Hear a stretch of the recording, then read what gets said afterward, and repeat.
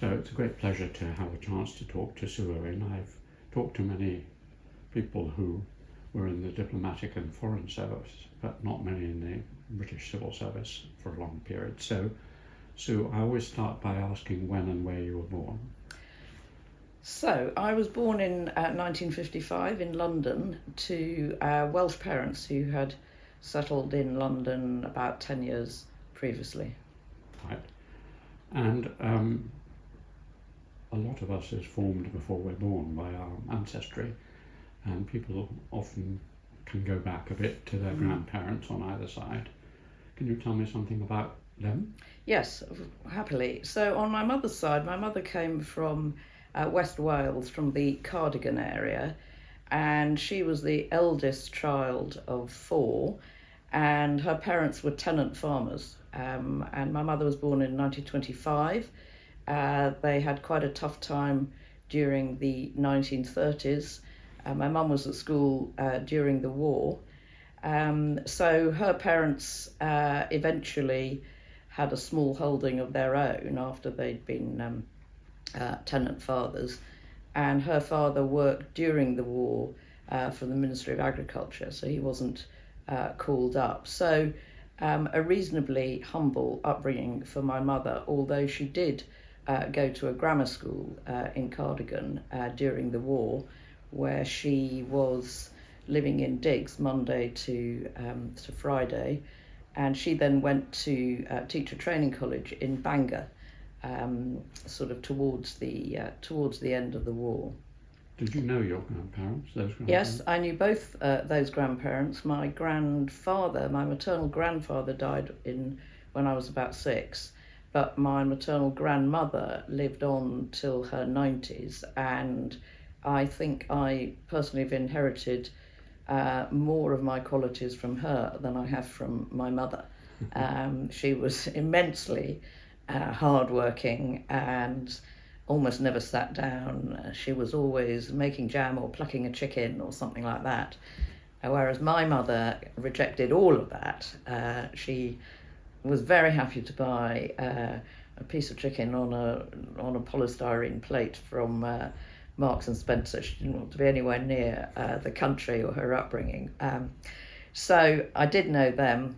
On my father's side, quite an interesting background. They came from Portmaddock in North Wales, and my dad's mother came from quite an educated family. Her father was a cabinet maker and was a little bit more here and there, as they would say.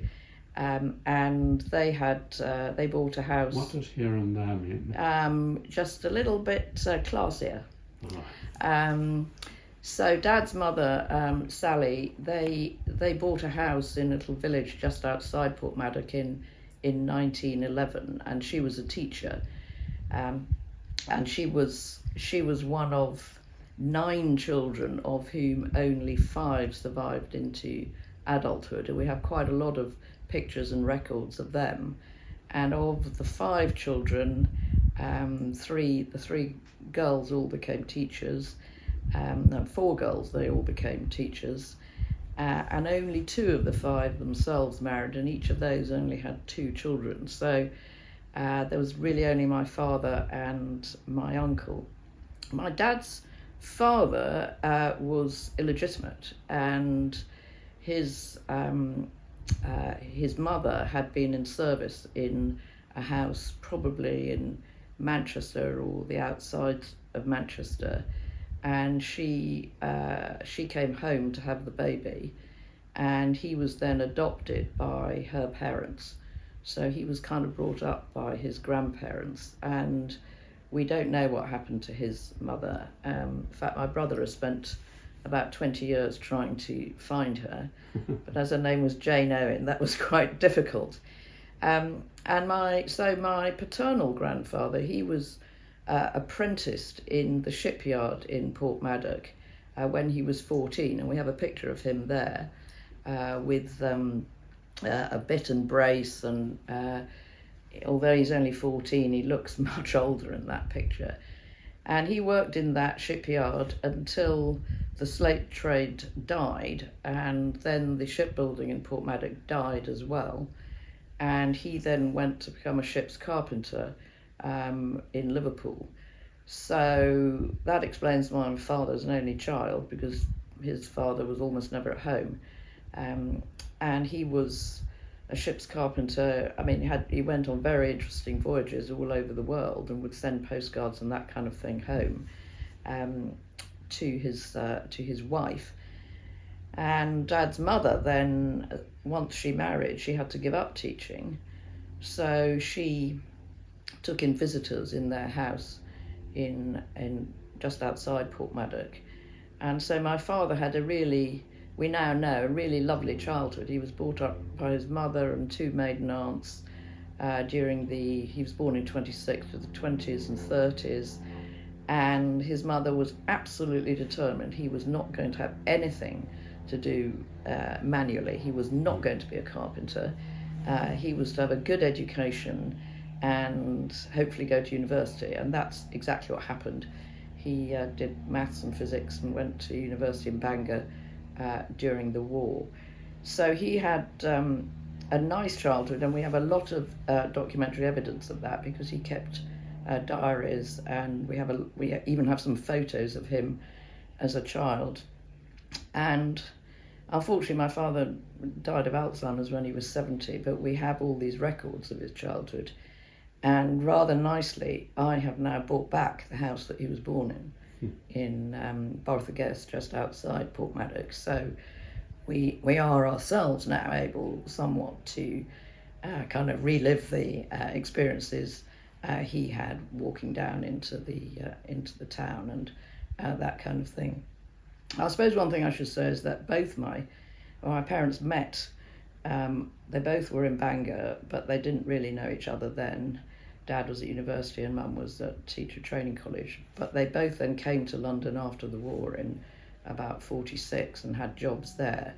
And they met in a Welsh Baptist chapel in London, just behind kind of Oxford Circus that way. So they both came from kind of non-conformist Welsh Baptist families. They were all teetotal. In fact, my parents were teetotal right up till they were about 40. So they both came from families with very kind of strong values about kind of right and wrong, and the importance of treating other people properly, and social values, and I think that has been very important for me. Tell me about their character and how that might have influenced you. Well, they were both very modest kind of people. My mother was a primary school teacher, and she gave up work when I was born. I think you had to. Oh, she might have given up work when she was married. I think she had to, yes. So she was married in 52. And my mother was not very ambitious for herself, kind of only reasonably ambitious for my brother and me. She wanted us to have a good education, but what she really wanted us to do was sort of settle down and have children. My father was more ambitious, not for himself. He was the kind of person who would say, "Oh, don't promote me, promote him because he's cleverer than me." So very, very modest people. My father was clever. He was a scientist. He was in the government scientific service. But he didn't make it up in his career as much as he probably could have done and should have done. But he was very ambitious for me.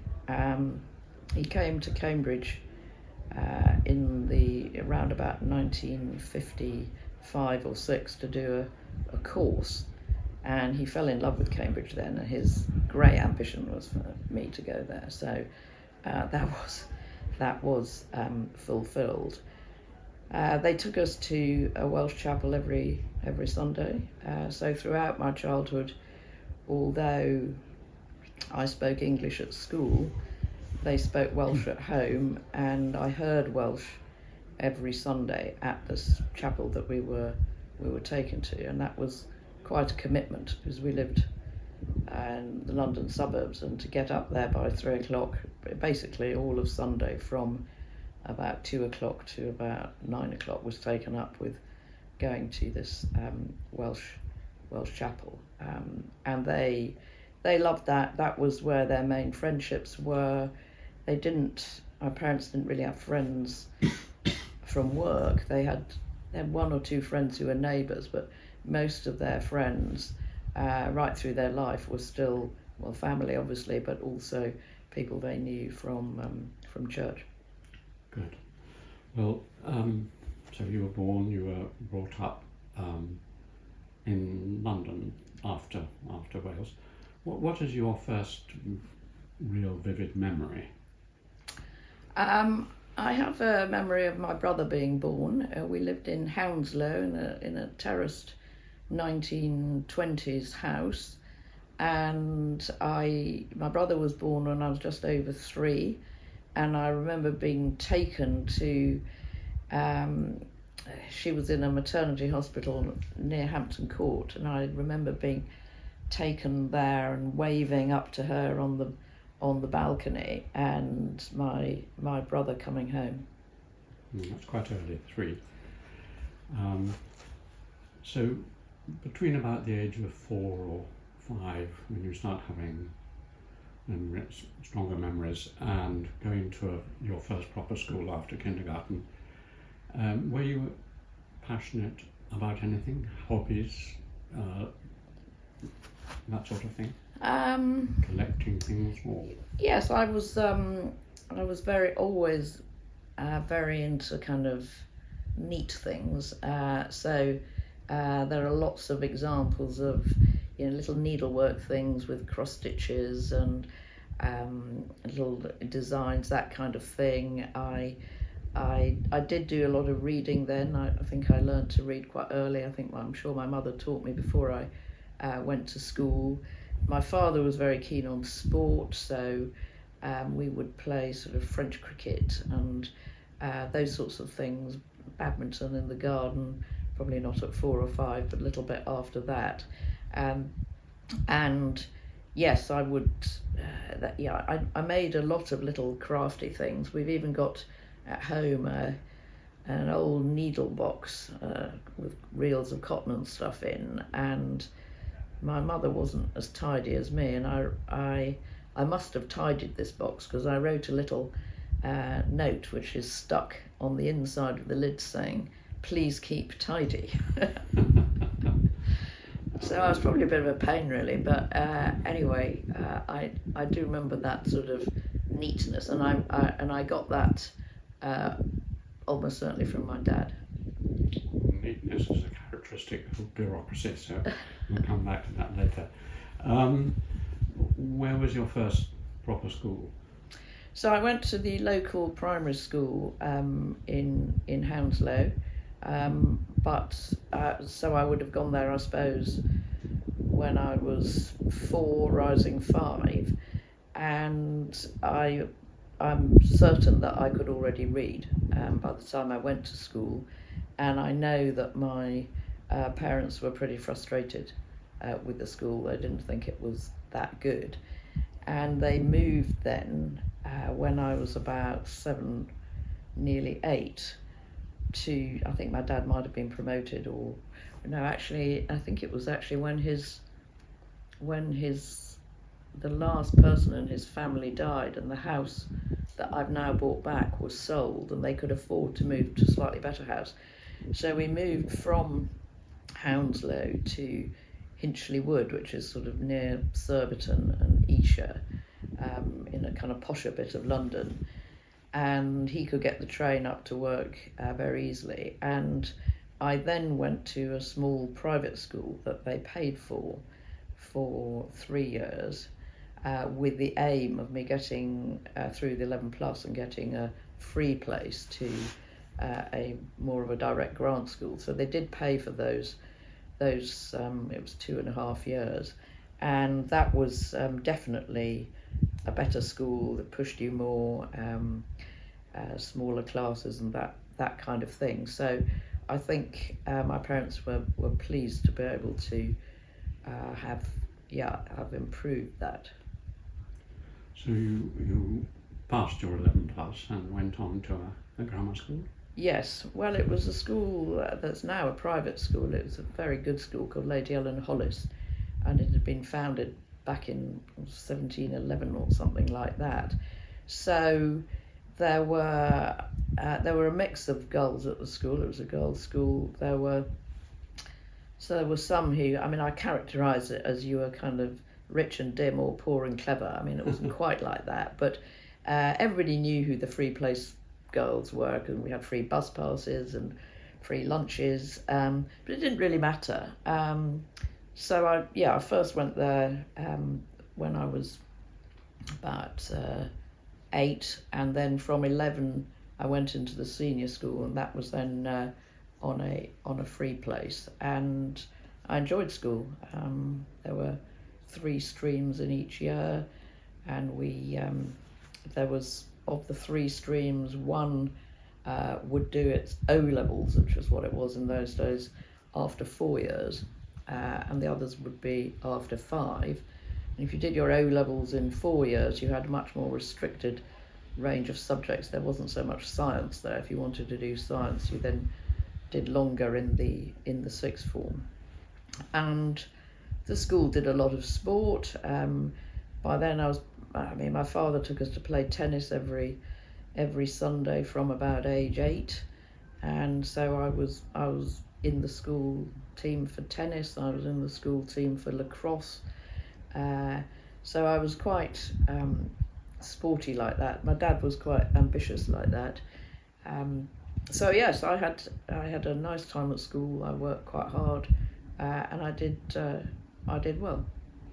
So other things at school, what about music? I'm hopeless at music, but my parents made me play the clarinet, and it was one of the few things where I made no effort at all and managed to do very badly at it. And I'm tone deaf. So whilst I like listening to music, I can't sing, and I'm really not musical at all. My father wasn't either. My mother was she was very good at singing, but she never learnt to read music. She did that sol fa type stuff. So no, that was a side of me that really wasn't developed at all. What kind of music do you like? I like I like a classical concert. I like Bob Dylan. I like Bruce Springsteen. I like all those sorts of things. I have no knowledge of modern music at all, but I'm sure tonight when I go to a 75th birthday party, they'll be playing ABBA and things like that, and that'll all feel familiar. Yeah. What about any kind of performance arts, like theatre or debating or anything else like that? No, I'm not a very confident person, although I did very well. I've inherited from my father, I suppose, a feeling that if I've had an idea, somebody else must have had it first. And I'm not... actually, I do nowadays quite like public speaking, but I didn't at school. I was never in debating, never in theatre, anything like that. I suppose the only kind of performance thing I did was sport. But again, I preferred being in a team than to being individual. You know, I preferred doubles to singles at tennis, and that lacrosse was a team sport. Interestingly, my brother, though, he was very, very good actor, and so whilst he wasn't particularly confident academically, he was very good at acting, and he was able to develop that a little bit at school. Were there any teachers throughout the school who particularly inspired you? Yes, that's a very good question. I think it's very important these days, you know, it's always important. There was, particularly in the sixth form, so I got into sixth form young, sort of 15, and if I'd wanted to do pure sciences, I would have had to have done 3 years. And my dad, although he was a scientist, by then in Whitehall, he felt that economics was the subject, and he wished he knew more. So he kind of pushed me more down the social science route. So for my A-levels, I did maths and geography and economic history. And we had the most brilliant economics teacher, Mrs. Maccabee. She was short and round and Jewish, and her hair was in a bun and always flopping everywhere. And she was the most inspiring teacher, and she really made you all confident. She got us reading newspapers. She also did the Oxbridge entrance lessons, and she got us reading all kinds of books. And she was the kind of person who would say, "Oh, you haven't read Anthony Powell, you're so lucky, you've got that to come." And she was absolutely amazing. She was a bit scatty.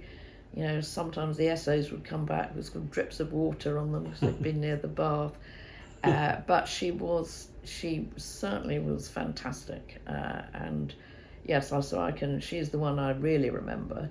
The headmistress at the school was a very, very strict spinster type, but was very ambitious for all the girls, Miss Garwood Scott. And we were all slightly in fear of her, but not Mrs. Maccabee, who we all absolutely adored. One last question about school.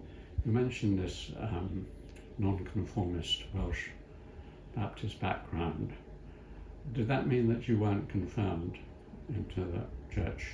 Not into the Church of England, no, but there was an actual sort of drama type baptism of sort of dunking in the water. At what age? At about 15, and I was pretty ambivalent at that because my parents didn't really believe.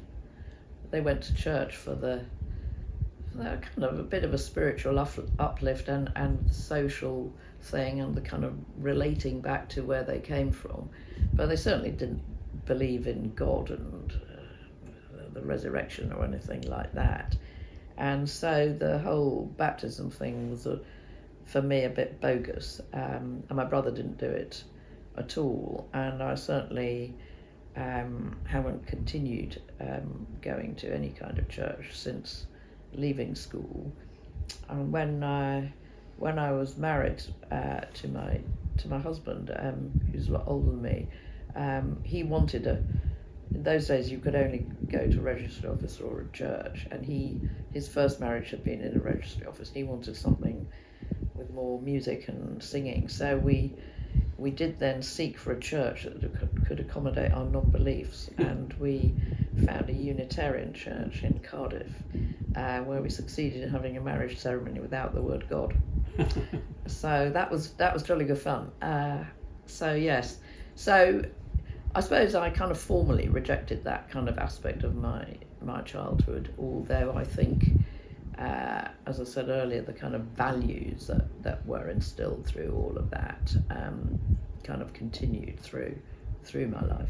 So now you classify yourself as a agnostic or an atheist, or what? No, I wouldn't say atheist. I mean, Martin likes to go to church for a bit of a sing-song, actually, but no, I suppose if I had to choose to go to church, a Unitarian one would be the thing. Well, so you did those social science A-levels and you got 3 or 4? Yes, 4, yes. And where did you go then?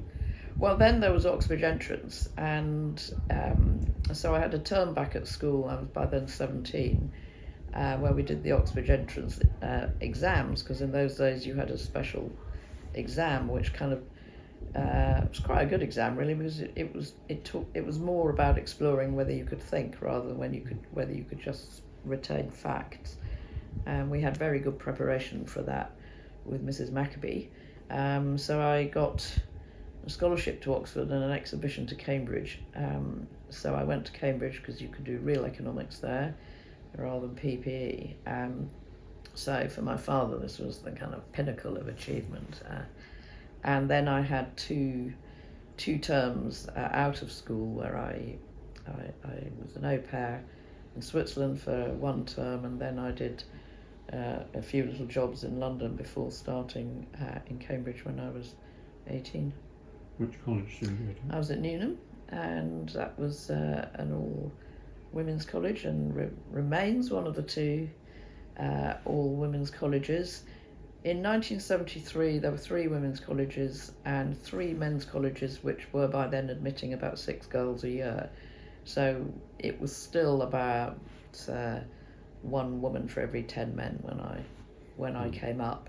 And certainly doing economics, I remember there were probably about 100 students in the first year, and there were about 8 or 9 women, and we all sat in the front row. Everybody knew who we were. So you did economics, the AMA.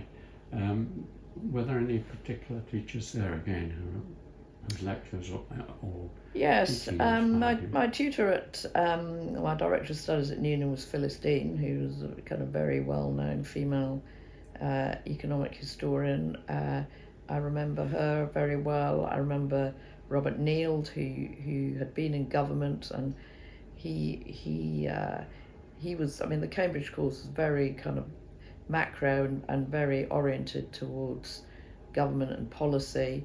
I remember him. John Eatwell taught me for a bit. He's obviously still around. A woman, Susie Payne, who sadly died in her 40s.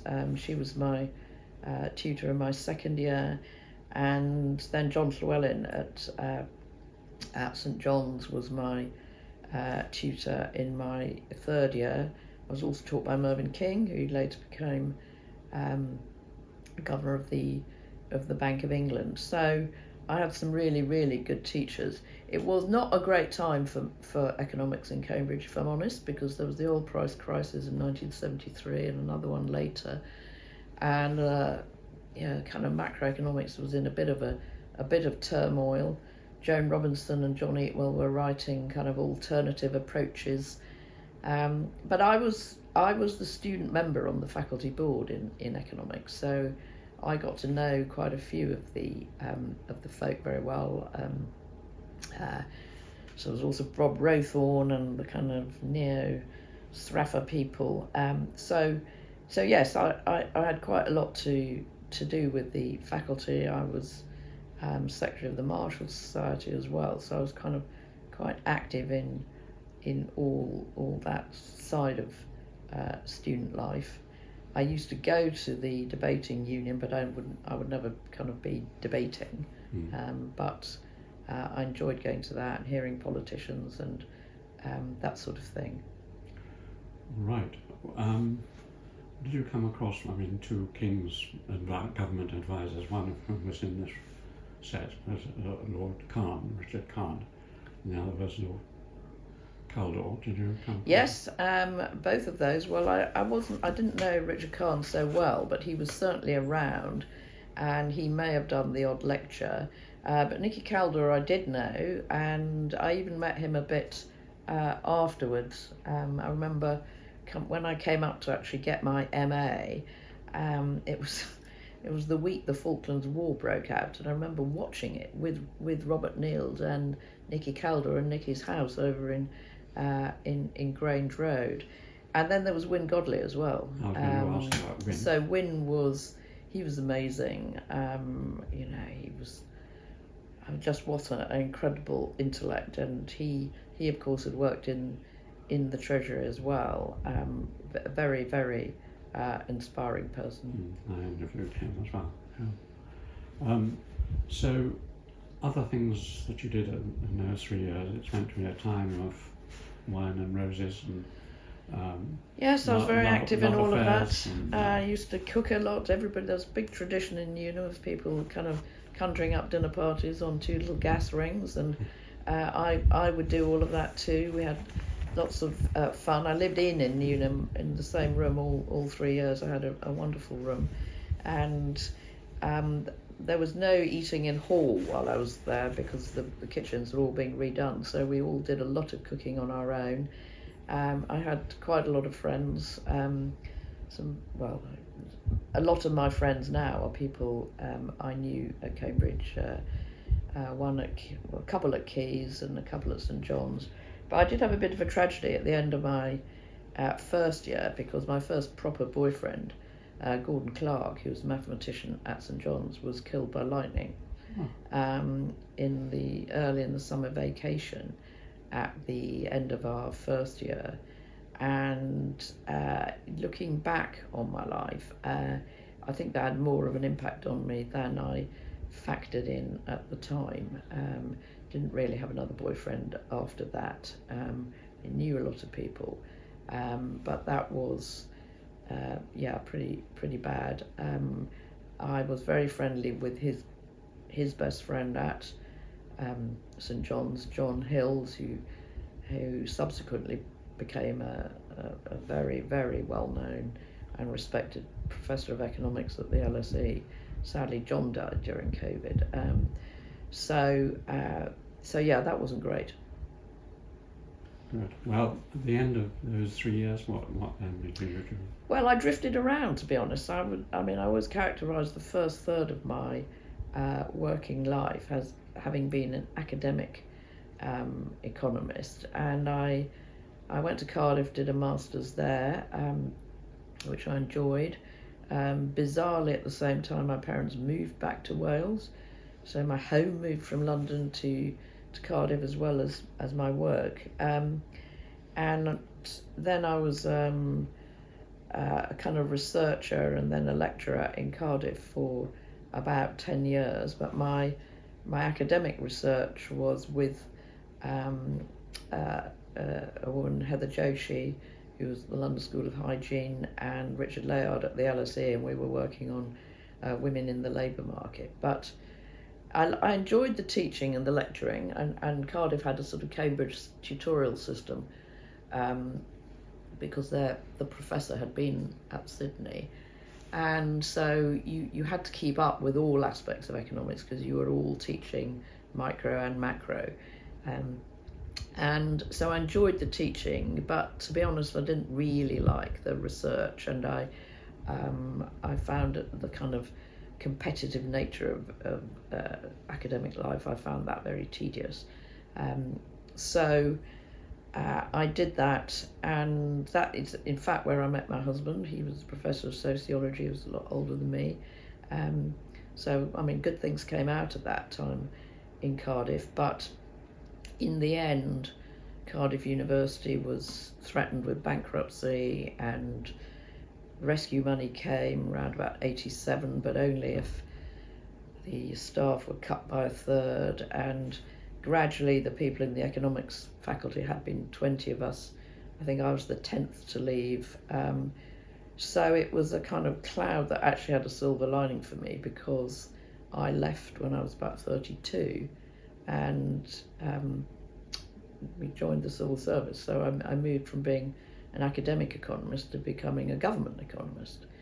And I really loved that, because it was, you were part of a team, you were, stuff was happening, and you would be reading about it in the newspaper, and so that was the thing that then started me on the career that I had for 30 years. So you were at Cardiff for 10 years? Yes. And did you marry Martin during that period? Yes, in 1987. We met 4 years earlier. He was the lone father of 3 teenagers, and so we decided we wouldn't actually get married till they'd all left home of their own accord, which is what happened. I had my own house with some lodgers in it, and we combined forces then we got married in 87, and then I moved to the Treasury in January of 89. So I commuted for a couple of years, and then he took an early retirement, and out of this money there had been in Cardiff to move people on. So he retired from life at Cardiff when he was 50.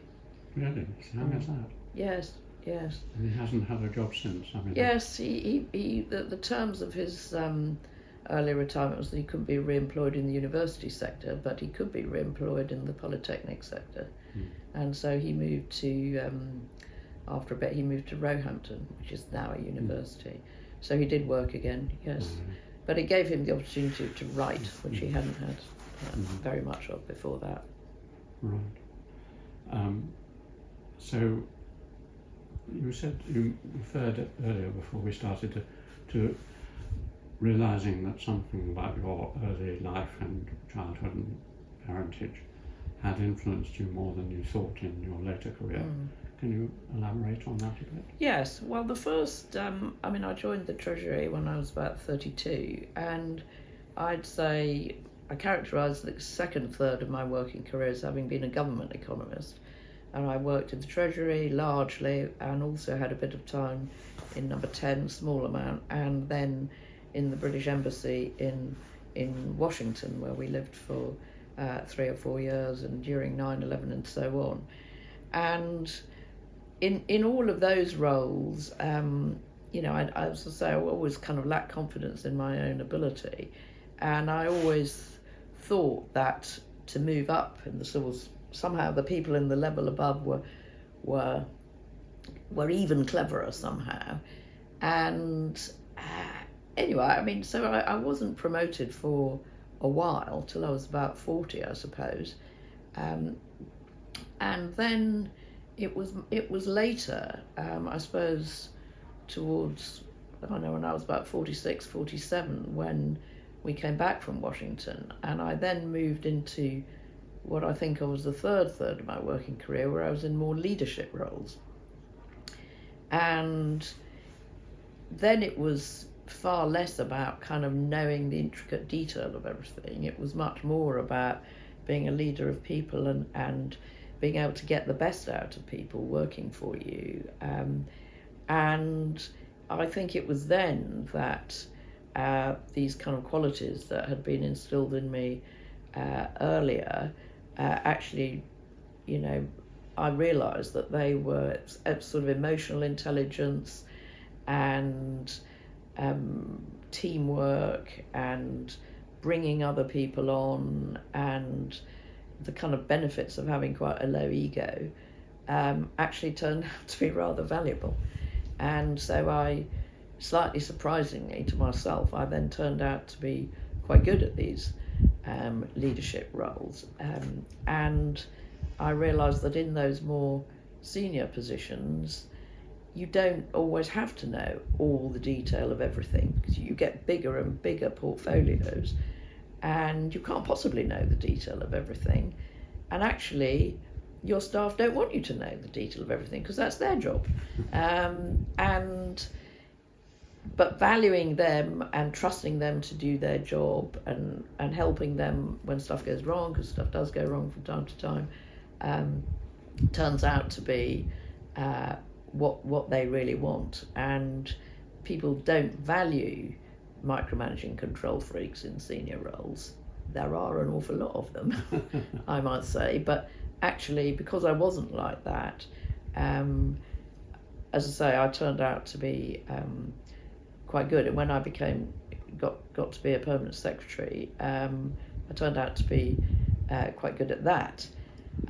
My poor father, of course, never saw any of this, and for him, the idea of someone in his family being a perm, as he called it, would have been, unthinkably amazing.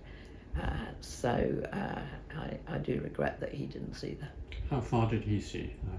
My father he saw me become what was called an assistant secretary, which is the level to which he got. So he saw me get to that level, and my mother saw me get to the kind of number 2 level, and she came with me to Buckingham Palace when I got my CB and that kind of thing. So she saw quite a lot of it.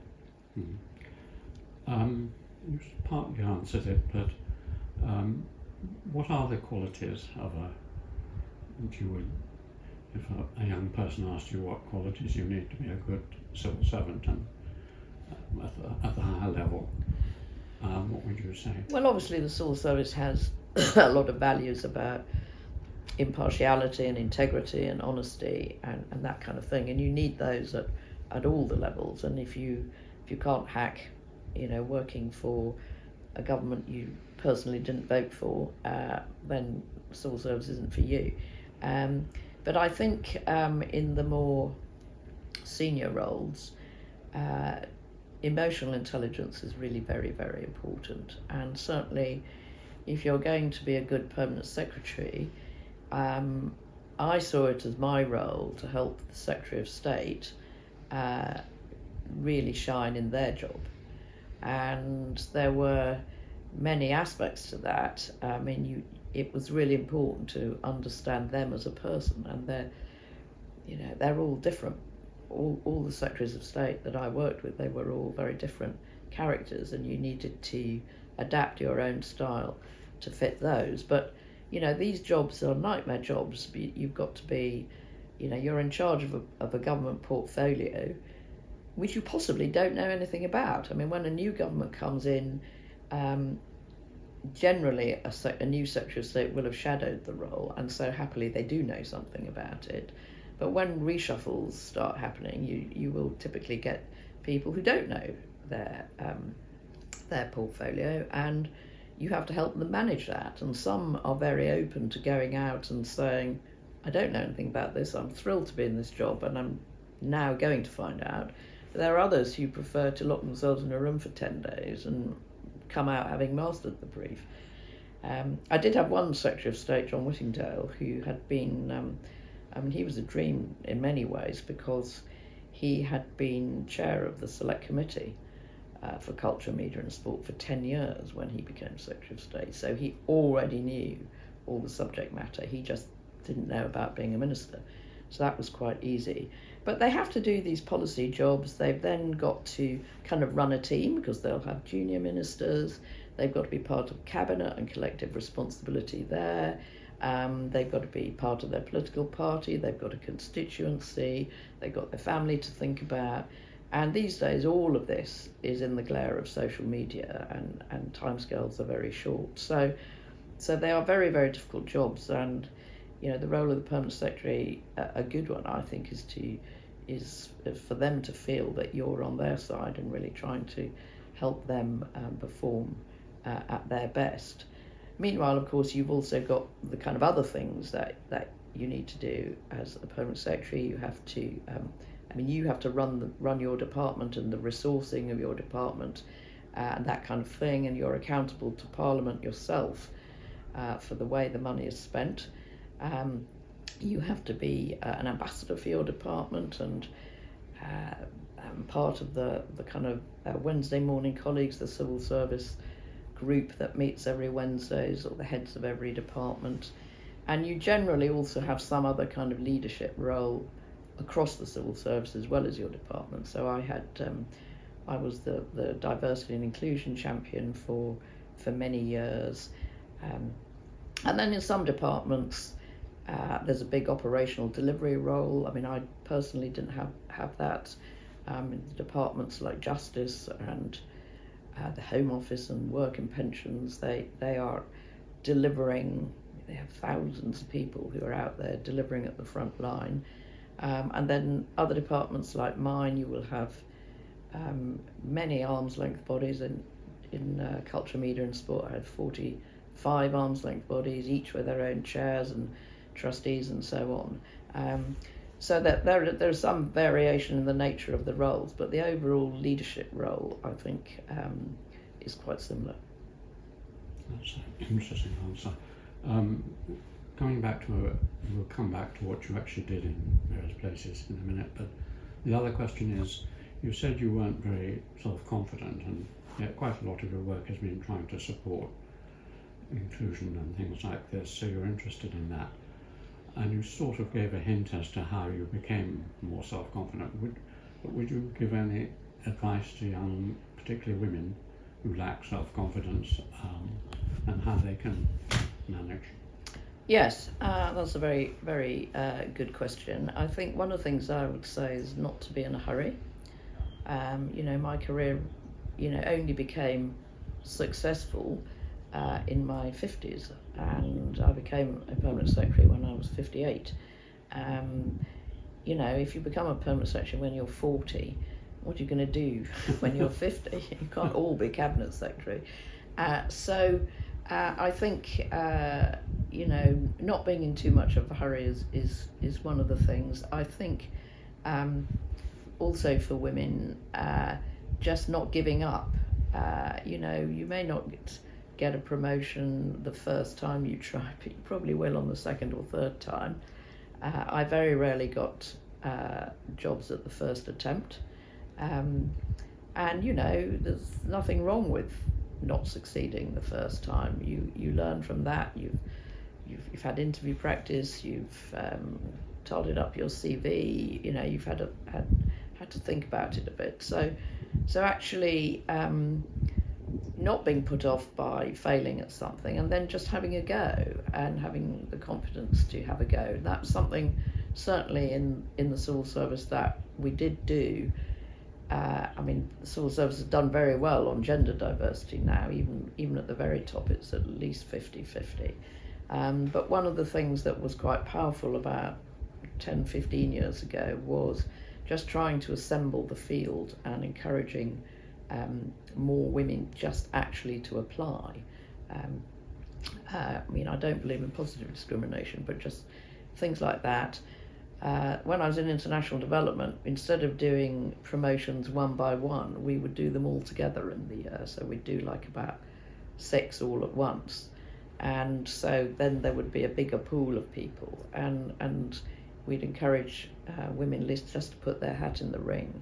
And done that way, we had quite a lot of success.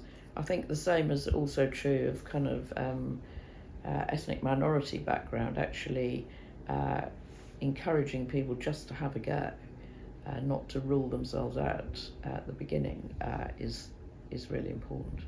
And then there's the kind of importance of just having role models and seeing more people like you higher up. And you know, we've got there now on gender in the civil service, but not so much on the other characteristics. Fine.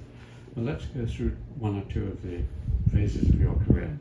You touched on the Treasury bit at the beginning.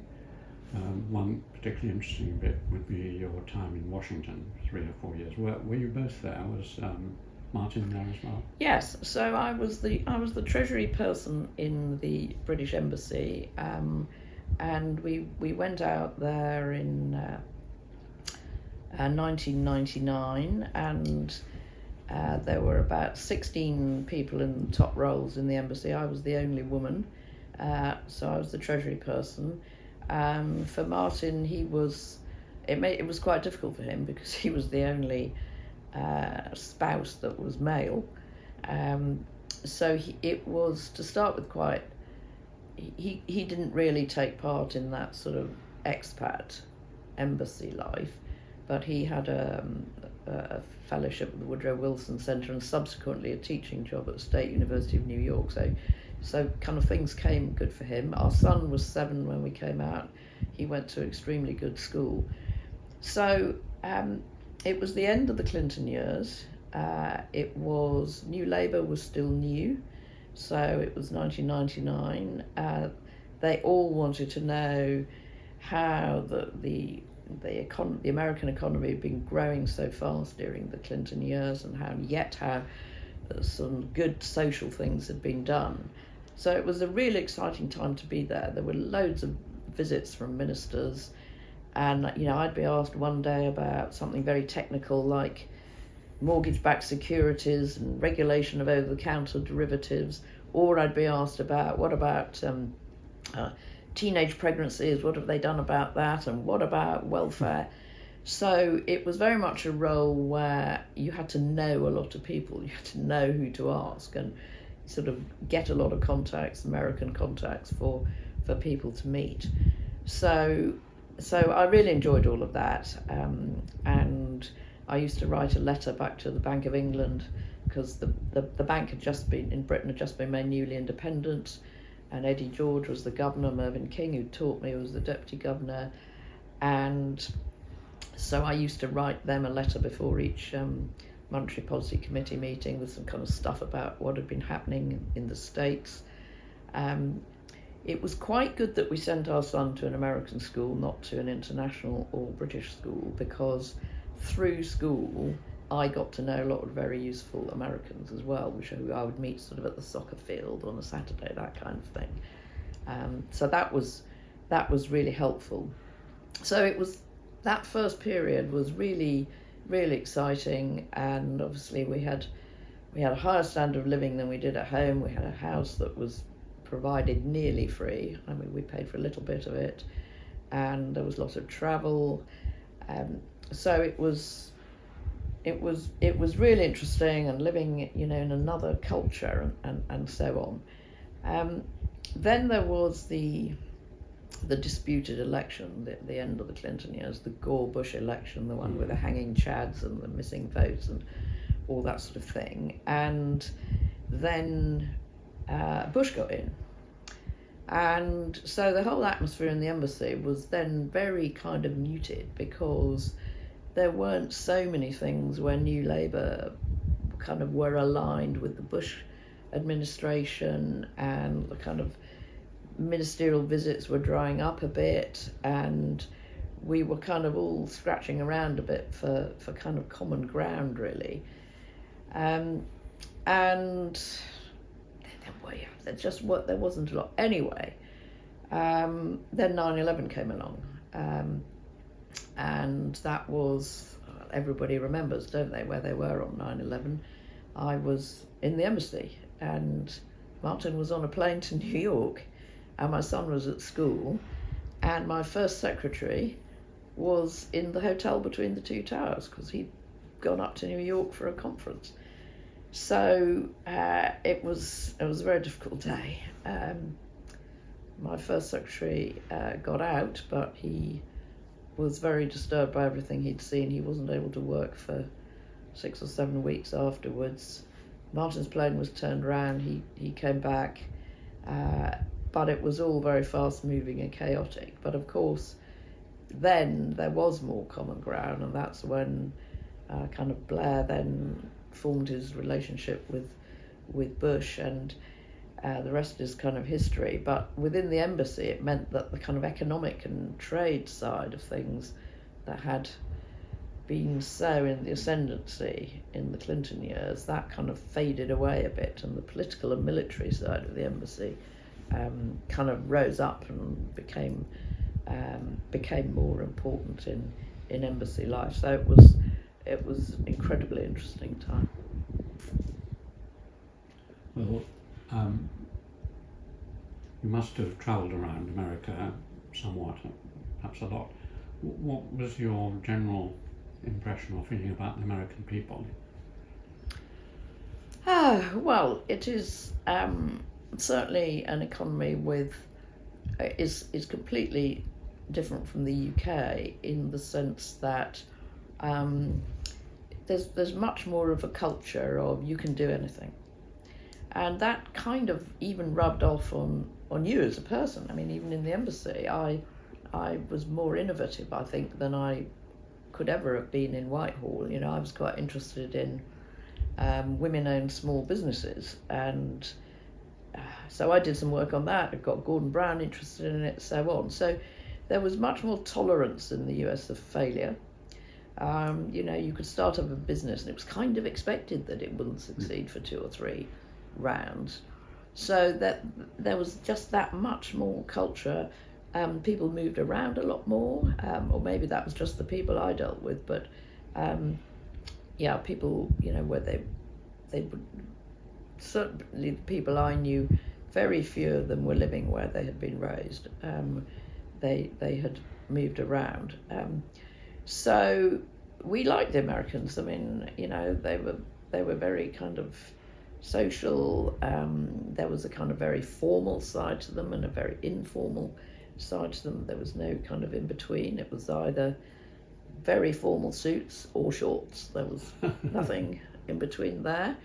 In fact, I remember quite a lovely anecdote of an occasion where Patricia Hewitt was coming out. This was still when the Clinton regime, and she was coming out for a visit. She was coming on Sunday, and she was going to come to my house for supper, and I'd arranged some Democrat friends to come, and one of whom was Clinton's chief of staff, Sidney Blumenthal, and he'd rung up earlier in the afternoon to say what was the dress code, and we'd said, well, it was casual. And then he rang up later saying, but is that smart casual or just casual? And we said, just casual. And then he rang up again to say, but does that mean I need to wear a tie? So he said, no tie. So anyway, so we made some very good friends who we're still friendly with. So yeah, I mean, one of the things we did was to go and visit some, on my mother's side of the family, the farming side of the family, some ancestors had gone out to the States in the 1850s, and we'd got some letters that they had written back from Ohio. And we did go once out to Ohio to see if we could visit a cemetery and see if we could find any trace of these relatives. And we did find some graves. But that was a very, very poor bit of the Rust Belt. And that was a whole new side that I hadn't seen particularly when I was in the kind of, the sorts of people I would see in embassy life. We hadn't been to those kinds of areas, and a lot of unemployment, very, very, very poor communities. And those are the areas where, well, I think that's kind of more where Vance comes from, and hillbilly elegy and all that kind of thing. And I suppose we didn't see probably enough in the embassy of the kinds of lives that have now joined the Trump movement. Mm-hmm. We weren't really exposed to that. So then you came back, and particularly your time when you became a perm, and the culture, media and sport period. Can you tell us something about that? Yes, well, immediately I came out to the Treasury and we did the decision on whether to join the Euro. So that was an interesting time. And then I was in international development, work and pensions, but I became permanent secretary in 2013 in culture, media and sport. And that was an incredibly wide-ranging brief, tiny department, but very, very wide-ranging, from oversight of our national museums and galleries and sort of arts and culture and heritage, through to tourism and the kind of soft power that Britain has there, the sports bodies, both the kind of everyday sport bodies, trying to get more people to do sport, and then the elite sports bodies, right through to oversight of the BBC and Ofcom. And we also had a delivery programme, we had broadband rollout, all that side of stuff. And then we were also in charge of ceremonial things. So a really important thing during the time I was there was not just organising Remembrance Sunday every year, but we were in charge of the 4-year commemorations of the centenary of the First World War, and organising all the commemorations at all the big battlefields and that kind of thing. That was a privilege to do that, and a very amazing experience.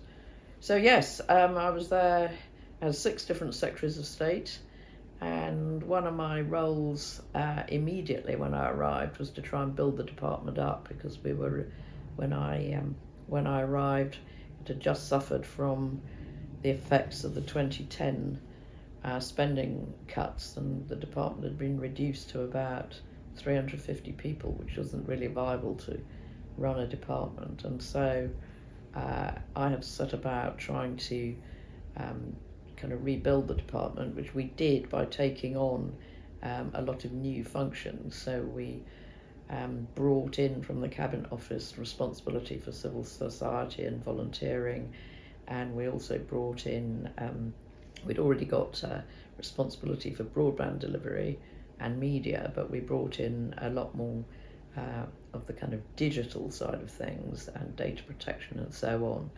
And so by the time I left, the department had about 1,000 people. It's a bit less now because the digital stuff has been hived off into its own department, but I think the government, both the last Conservative government and this government, really understand how important the kind of culture, media and sport are to people's everyday lives in Britain. You know, it's in charge of the things that enrich lives, but it's also contributes a lot to economic growth and to Britain's reputation abroad, and all the soft power that we get through our wonderful creative industries and culture. So it was an amazing department to end up in. You mentioned you were with a number of Secretaries of State. Was one of them Chris Smith, who's just been made Chancellor of Cambridge University? No, Chris had been arguably the greatest Secretary of State for Culture, Media and Sport. I'm a little bit biased, but he was one of the longest serving from 97 to about 2000, 2001. And he was the one who brought back free entry into museums, and we still have that, and people still speak of Chris as having been an incredible force. So no, I didn't work with him. Mine were all Conservative Secretaries of State. I worked Maria Miller, who appointed me, and then Sajid Javid, who he was briefly Chancellor, then John Whittingdale, who I mentioned earlier, came into the brief already knowing a lot about it. Karen Bradley, who came in not knowing a lot about it, but she was delightful. Then Matt Hancock, who had been the kind of the number 2 minister, he was promoted into the Secretary of State role. And then when he moved to Health, I finished with Jeremy Wright, who had been Attorney General before. So quite a range of people. And of course, one of the pleasures of the role was not just knowing those ministers, but also the chairs and the chief execs of many of the arm's length bodies, and some very, very interesting people there. And I got to chair the appointments panels for many of them, for the V&A and the Tate and the BBC and so on. And kind of knowing, that's how GCMS can survive such a small department, because it has so many expert bodies that work to it. And so it's really important that you have excellent people chairing those bodies and running them day to day. I've just got 3 or 4 general questions to finish off with. The first is a very direct and perhaps maybe a rude question, but having worked in India, as I have in Nepal and in various cultures, one feature of politics in many parts of the world is corruption, and it takes various forms. In the West it takes the form of money buying power. In China it takes the form of power buying money. How corrupt or uncorrupt is our British civil service? I think I can say honestly, I don't think it's corrupt at all in the civil service. I mean, I did come across some corruption issues when I was working in the International Development Department, but not amongst our civil servants, more kind of in the governments that we were giving aid to, and that was always something that we were on the alert to. And in fact our business model in DFID, as it was then, was for governments in countries where we considered the government to be pretty corrupt, we didn't give them money directly. We would do our work more through projects, which is not as efficient, but the money went direct to the project. In countries where we thought the government was not corrupt and was to be trusted, we gave much more of our aid in the form of budget support, along with other donors. So no, I'm confident. Never offered a bribe? No, never. Or any indirect kind of... No, we were always very careful on things. So in DCMS, I mean, I always paid my own way. If I was, I mean, I had a lot of breakfasts out with people, and I always paid for myself. I mean, there were things where we were invited to nice things, and as a kind of representational role, to openings in museums and that kind of thing. But that was all seen as part of the job to go to those. A second question is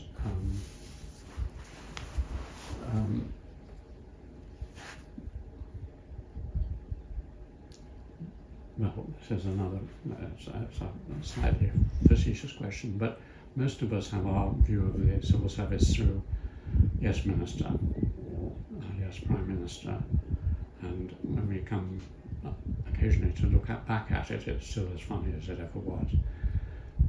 If you had to put it on a scale of 100, how accurate is yes minister? Oh, well, of course there is the other programme that came subsequently, I can't remember its name, the Armando Iannucci Yes. one. I couldn't watch that because it was so full of expletives. Yes, it was a bit, but that was also quite true as well of life nowadays with the special advisors and so on. Look, I think it used to be, I would put it, yes minister accuracy as probably having been around 85 in the days that it was made. It's not as bad as that now. I'd probably put it more like 35, but they're definitely in some areas it's not so much as a lot of bureaucracy, it's still far too departmentally focused, and that there are not good incentives to work across departments. And the civil servants try, but the kind of it doesn't fit the kind of ministerial model terribly well, and yet so many of our issues are cross-departmental. I mean, the issue of the day, small boats and asylum seeking. I mean, that's Home Office, that's Ministry of Justice, and then once asylum seekers, once people have been given a decision on whether they can stay or not, it then transfers to being a problem for local government because they need housing there, and work and pensions. So I still don't think we've cracked those kinds of issues which come up so often in the sort of hacker world.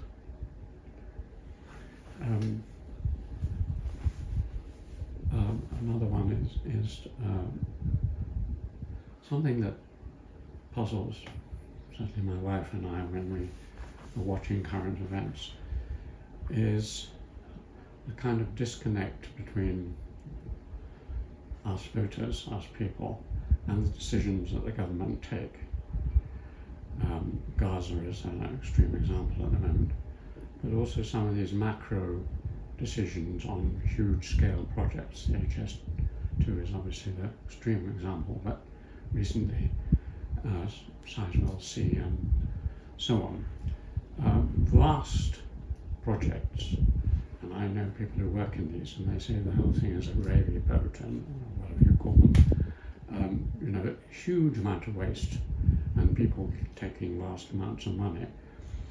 And so one theory to explain that is that the buffer that should lie between contractors and businesses and corporations and governmental decisions, which is largely the civil service, is no longer working properly, and either the government has not been properly informed, or the civil service is too weak, or something.